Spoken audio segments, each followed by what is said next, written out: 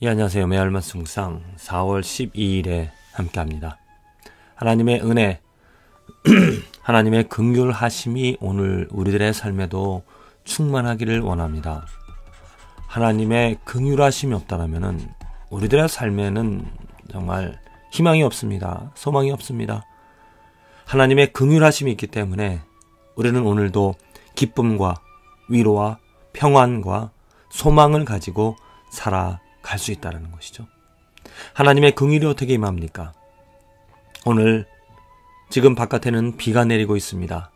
이 비가 온 대지를 적시게 되어질 때 죽어있던 생명이, 저희 아내가 작년에 그 씨앗을 뿌리고 가을에 추수하였던 그런 야채가 죽어있었, 겨울 내내 전혀 생명 없이 그냥 아무것 보이지 않던 그런 자리에 어제 오늘 비가 내림으로 그 새싹이 자라난 것을 봤다고 그럽니다. 그러면 너무나 신기하더라고.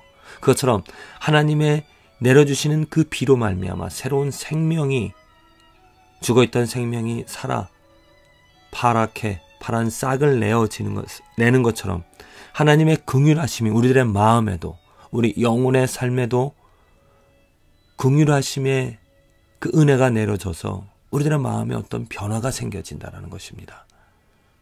하나님은 살아계셔서 이 땅 위에 오늘도 우리들에게 하나님의 자비와 긍휼을 보여주시고 또 내려주고 계십니다. 그렇다면 새싹이 자라나가는 그런 긍휼의 결과처럼 내 삶에, 내 마음에 어떤 하나님의 긍휼의 하심의 결과가 보여지고 있는가?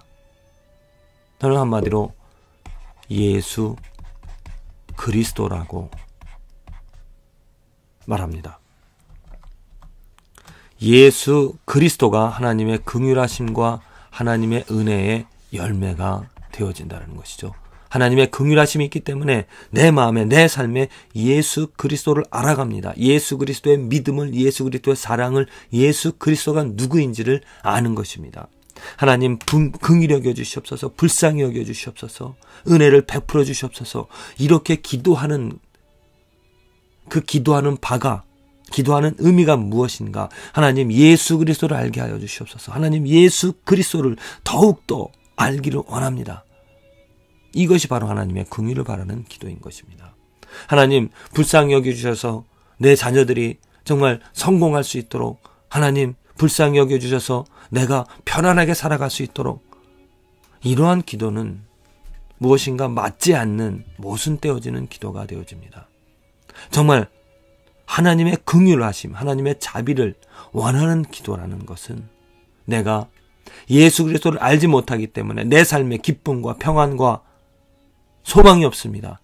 하나님 긍휼히 여겨주셔서, 하나님 불쌍히 여겨주셔서 내게 예수 그리스도 그 사랑을, 그 믿음을, 그가 누구인지를 알게 하여 주시옵소서. 이러한 고백을 하는 것이, 이렇게 기도하는 것이 정말 하나님의 긍휼을 얻어 하나님의 긍휼을 바라며 살아가는 삶이 되어지는 것이죠. 하나님은 긍휼하신 분이기 때문에 그렇게 긍휼을 바라는 자에게 응답해 주십니다. 예수 그리스도가 누구인지를 알게 해주시고요. 예수 그리스도만을 사랑하며 섬기며 살아가게 해주신다라는 것입니다. 오늘 사도 바울의 편지 디모데전서 1장 13절 14절에서 사도 바울이 이렇게 말하고 있습니다. 내가 전에는, 사도 바울이 사울로 살아갈 때, 바울이 아닌 사울로 살아갈 때는 어떤 삶이었습니까? 회방자였고 핍박자였고 포행자였었습니다. 아주 악한 사람이었죠. 누구를, 예수 그리스도를 믿는, 곧 예수 그리스도를 핍박하는, 회방하는, 포행하는, 악을 행하는 그러한 사람이었었습니다. 그런데 그가 하나님의 긍휼을 입었다 그랬습니다. 긍휼을 입은 것은 내가 믿지 아니할 때에 알지 못하고 행하였습니다. 그렇습니다.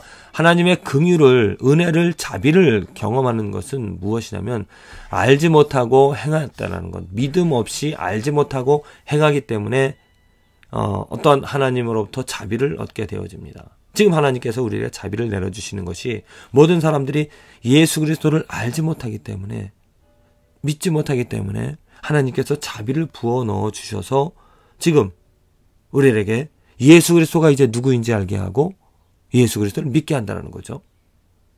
그래서 사도 바울이 이렇게 말하고 있습니다. 우리 주의 은혜가 그리스도 예수 안에 있는 믿음과 사랑과 함께 넘치도록 풍성하였도다. 하나님의 주의 은혜, 하나님의 긍휼이 어떻게 임하였습니까? 그리스도 안에 있는 믿음과 사랑과 함께 넘치도록 풍성하였다는 것입니다.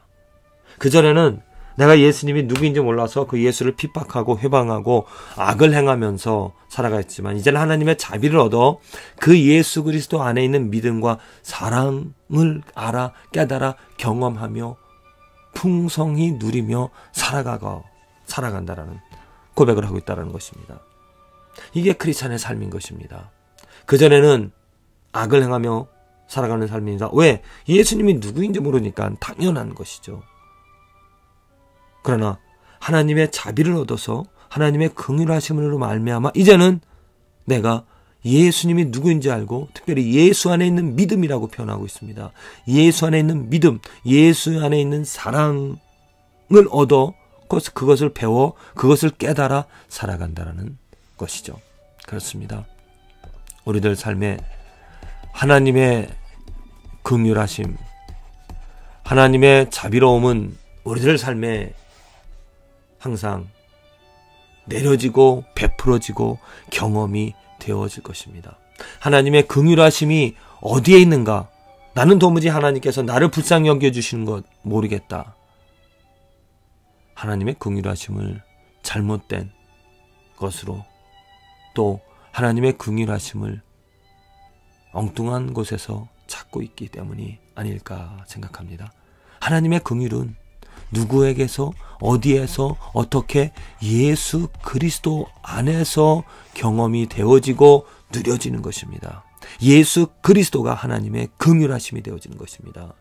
하나님의 긍휼하심을 맛보려면 예수 그리스도를 찾아가야 되는 것이고 예수 그리스도를 통하여 하나님의 긍휼을 불쌍히 여기심을 내가 맛볼 수 있다는 것입니다. 하나님, 나는 죄인입니다. 나를 불쌍히 여겨주시옵소서. 그 죄인의 기도를 하나님께서 오늘 우리들에게 응답해 주십니다. 예수 그리스도를 알게 하시고 예수 그리스도의 믿음을 예수 그리스도의 사랑을 알게 해주셔서 그 죄에서부터 해방이 되어지게끔 그 죄를 씻을 수 있는 그 길이 예수 그리스도의 피, 예수 그리스도의 보혈로 말미암아 죄 씻음 받게 되어진다는 것. 우리들은 하나님의 긍휼이 우리들의 눈에 보여지는 우리들의 삶에서 경험이 되어지는 어떤 만지고 또 누릴 수 있는 것들 안에서 찾아보고자 합니다. 글쎄요, 하나님의 긍휼하심도 그곳에 있게 되어지겠지만은 그건 사탄이 줄 수도 있습니다. 아니면 뭐 사람끼리 행하여 얻을 수 있습니다. 하나님의 긍휼하심, 예수 그리스도 안에서 경험이 되어지는 이 하나님의 긍휼은 전적으로 하나님으로부터 오는 온전히 정말 100% 진짜인 하나님의 성품이고 하나님의 자취, 하나님의 능력이 되어집니다. 다른 곳에서 하나님의 긍휼, 하나님의 사랑을 경험하고자 하는 것이 아니라 예수 그리스도 안에서 예수 그리스도를 더 알아가며 하나님의 긍휼을 맛보며 감사할 수 있는 예수 그리스도로 말미암아 예수 그리스도가 누구인지 예수 그리스도의 그 깊은 사랑, 그의 믿음을 배워가면서 그의 가치를 깨달아가면서 하나님의 긍휼하심의 크기를 넓이를 더욱더 깨달아갈 수 있는 저와 여러분들의 오늘 하루가 되어지기를 간절히 기도를 드립니다.